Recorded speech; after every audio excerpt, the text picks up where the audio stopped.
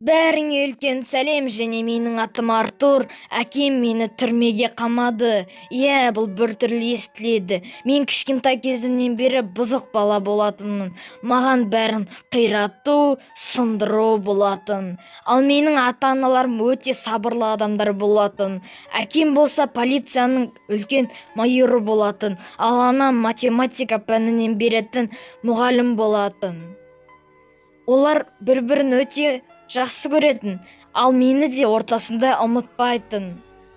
Және мен ештеңеден қорықпайтынмын. Маған біреу тіпті пышақ тақап жатса да, маған бәрібір қорқынышым болмайтын. Мен бір орында отырып кітап оқығанды жек көретінмін. Ал менің ата-аналарым кейде бір-бірімен сөзбе-сөз келіспей қалатын.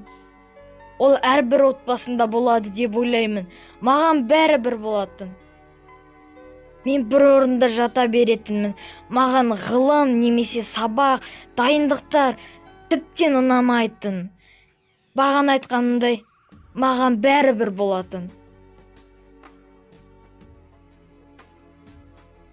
Ал менің ата-анам менен бір үлкен үміт күтетін, менен бір керемет болашағы бар адамдай көретін.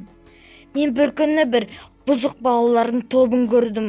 Олар өте жаман нәрселер істеп жатты. Мен олардың қатарына еху деп қосыла кеттім. Ал менің әкем оны біліп қойды да жын ұстап мені ұра бастады.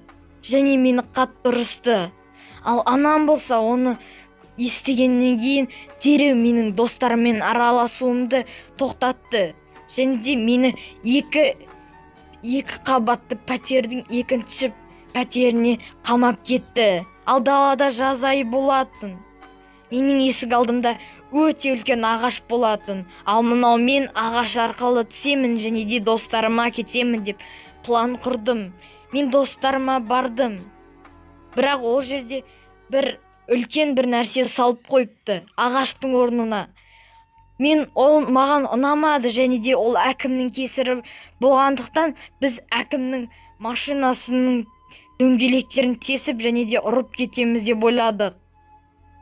Мен әрине әкімдікіне келістім де барып әкімнің машинасын дос балалармен барып ұрып тесіп бүткіл жерін істеп кеттік.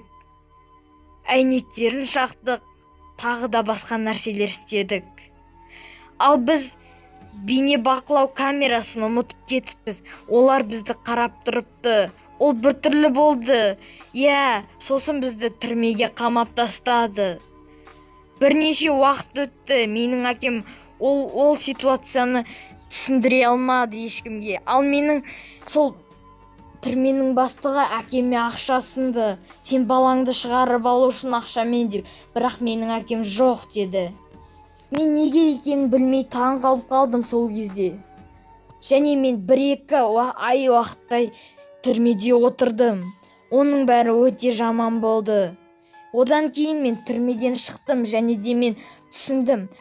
Бостандық деген өте керемет және де бұзық нәрсе істемеу керек. Әйтпесе осылай ішің пысып және жылап жаман болып жатады екенсің.